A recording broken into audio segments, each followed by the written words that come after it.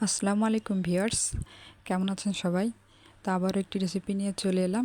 আজকে তৈরি করে দেখাবো সরিষা বাটা দিয়ে কচুরলতি রান্না। তো খুব সহজে এটি তৈরি করা যায়। তো এর জন্য আমি এখানে কচুরলতি ধুয়ে পরিষ্কার করে নিয়েছি। প্রথমে এটাকে আমি ছিলে নিয়েছি।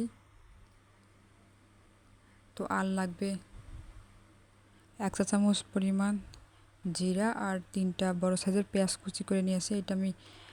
এই মশলাটা আমি শিলপাটায় বেটে নেব।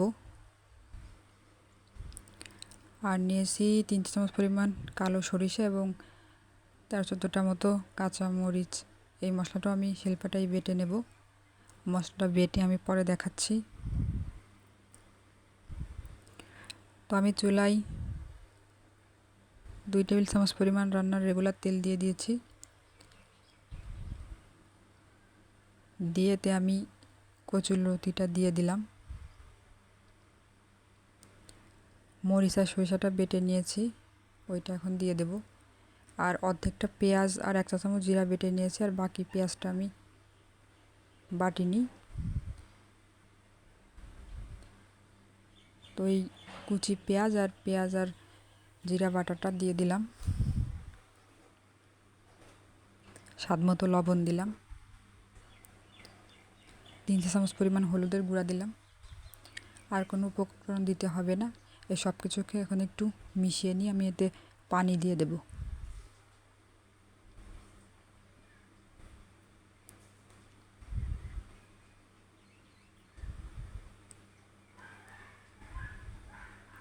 তো হালকা একটু নেড়ে নিয়ে এখন এতে পানি দেব।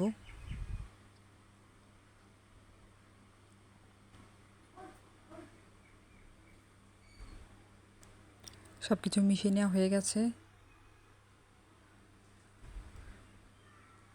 পানিটা এমনভাবে দিতে হবে যেন লতির গায়ে গায়ে পানিটা থাকে, খুব বেশি না আবার কমও না। দেখুন এরকম অবস্থায়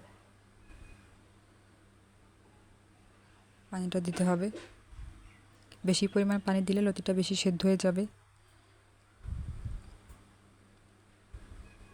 তো এই পানিতেই লতিটা রান্না হয়ে যাবে। তো পানির পরিমাণটা আমি এখানে বলছি না, কারণ যে পরিমাণ লতি নেবেন সেই পরিমাণ অনুযায়ী পানিটা দিতে হবে। আর লতিটা বেশি নাড়াচাড়া করা যাবে না, 2 থেকে 3 বার নেড়ে দিলেই হবে। ঘন ঘন নাড়াচাড়া করলে লতি গলে যাবে। বলক চলে এসেছে, আমি এতে কোনো প্রকার ঢাকনা দেব না।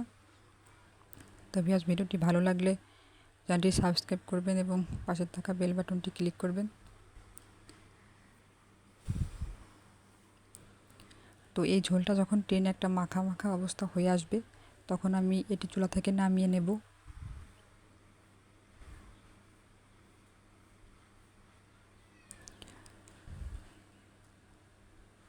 তো এটিকে এখন আমি হাই হিটে জাল করছি। যখন ঝোলটা কমে আসবে তখন এটি মিডিয়াম হাই হিট করে দেব, তারপর আস্তে আস্তে লো হিট করে দেব।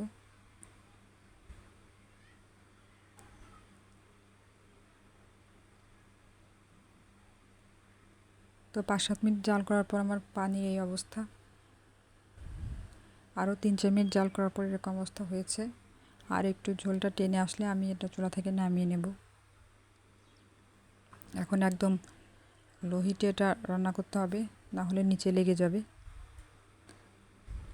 আমি সর্বমোট 3 বার নেড়ে দিয়েছি, এর বেশি আমি এটা নাড়িনি, তা হলে লতি গলে যাবে। প্রায় হয়ে এসছে।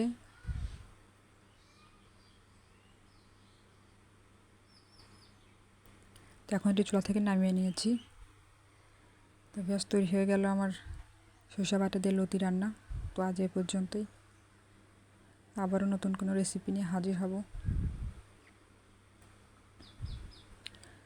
তো সেই পর্যন্ত সবাই ভালো থাকবেন। আল্লাহ হাফিজ।